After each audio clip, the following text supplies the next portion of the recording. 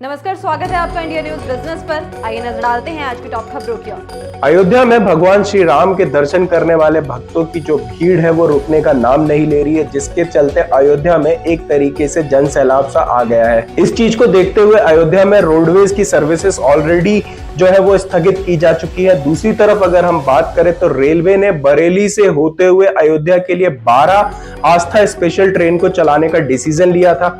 इसमें बीते दिन 25 जनवरी 2024 को पहली आस्था ट्रेन 01316 देहरादून अयोध्या को 9:30 बजे बरेली पहुंचना था, लेकिन आपको बता दें कि भीड़ को देखते हुए इस आस्था स्पेशल ट्रेन को अचानक से निरस्त करना पड़ा, जिसके बाद 450 श्रद्धालु ऐसे थे जिनको मायूस होकर घर वापस जाना पड़ा।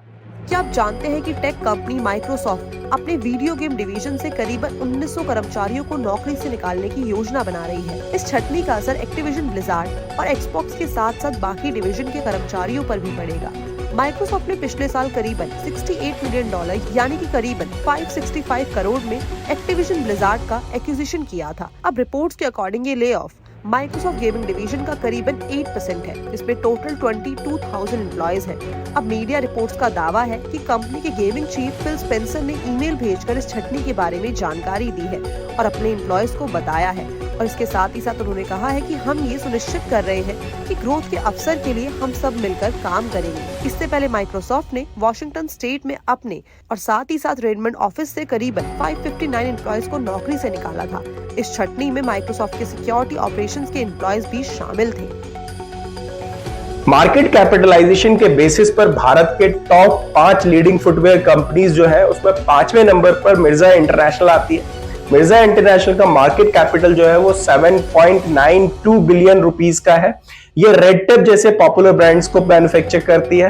देन चौथे नंबर पर जो कंपनी आती है वो कैंपस एक्टिववेयर आती है। इसका मार्केट कैपिटल जो है वो 88.08 बिलियन रुपीस का है। ये कैंपस जैसे पॉपुलर ब्रांड प्रोड्यूस करती है। तीसरे नंबर पर बाटा इंडिया आती है। बाटा इंडिया का मार्केट कैपिटल 202.29 बिलियन रुपीस का है। ये बाटा और हस पपीज जैसे पॉपुलर ब्रांड प्रोड्यूस करती है। दूसरे नंबर पर रिलैक्सो फुटवेयर आती है। रिलैक्सो फुटवेयर का मार्केट कैपिटल 222.77 बिलियन रुपीस का है। ये फ्लाइट, स्पार्क्स, बहामास और रिलैक्सो जैसे पॉपुलर ब्रांड्स में डील करती है। पहले नंबर पर जो कंपनी आती है वो मेट्रो ब्रांड है। इसका मार्केट कैपिटल जो है वो 346.62 बिलियन रुपीस का है। ये मेट्रो, मोची, क्रॉक्स और द विंसी जैसे पॉपुलर ब्रांड्स में डील करती है।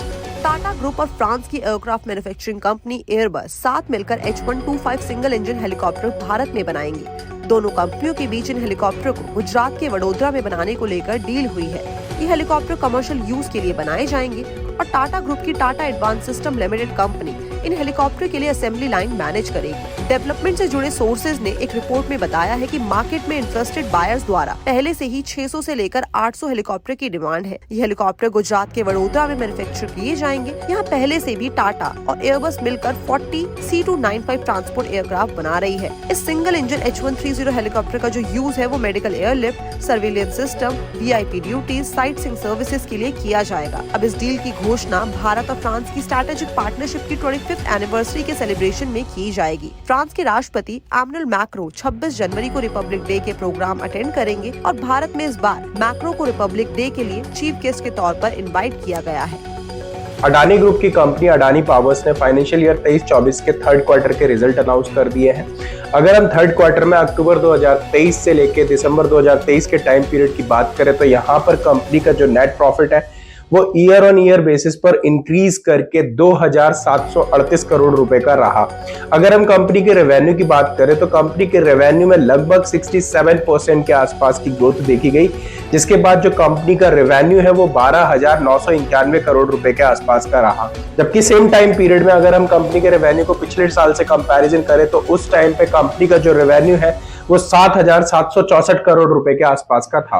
रॉयल एनफील्ड ने अपनी सबसे पॉपुलर बाइक बुलेट 350 को 2 नए कलर वेरिएंट यानी कि मिलिट्री सिल्वर ब्लैक और मिलिट्री सिल्वर रेड के साथ लॉन्च कर दिया है। दोनों वेरिएंट में फ्यूल टैंक पर सिल्वर कलर के पिन स्ट्रिप्स और साथ ही साथ मेटल से बना बुलेट 350 का बैज दिया गया है। ये पिन स्ट्रिप्स हाथ से पेंट किए जाते हैं और ये cosmetic update royal Enfield bullet 350 के लुक को और भी अट्रैक्टिव बनाता है। बाइक में पहले से ही 5 कलर ऑप्शंस अवेलेबल है, जिसमें military red, military black, standard standard black, standard maroon और गोल्डन ब्लैक भी मिलते हैं। नई बुलेट 350 को जे सीरीज प्लेटफॉर्म पर तैयार किया गया है, जिस पर कंपनी ने दूसरे 350cc मॉडल जैसे कि क्लासिक रिबॉर्न, मीटियोर और हंटर मार्केट में अवेलेबल है। भारत में इस बाइक का मुकाबला होंडा CB350 और जावा 42 जैसी बाइक से होगा। नए वेरिएंट्स की कीमत करीबन 1,79,000 रुपीज रखी गई है और पिनस्ट्रिप्स के साथ कंपनी का ये सबसे सस्ता मॉडल है। इससे पहले पिनस्ट्रिप्स के साथ आने वाला सबसे सस्ता स्टैंडर्ड वेरिएंट है, जो कि 1,97,000 रुपीज में गोल्डन पिनस्ट्रिप्स के साथ आता है। LIC यानी life insurance corporation private sector में काम करने वाली बैंक HDFC के 9.99% की हिस्सेदारी खरीद सकती है। इस डील को RBI यानी कि रिजर्व बैंक ऑफ इंडिया ने मंजूरी भी दे दी है।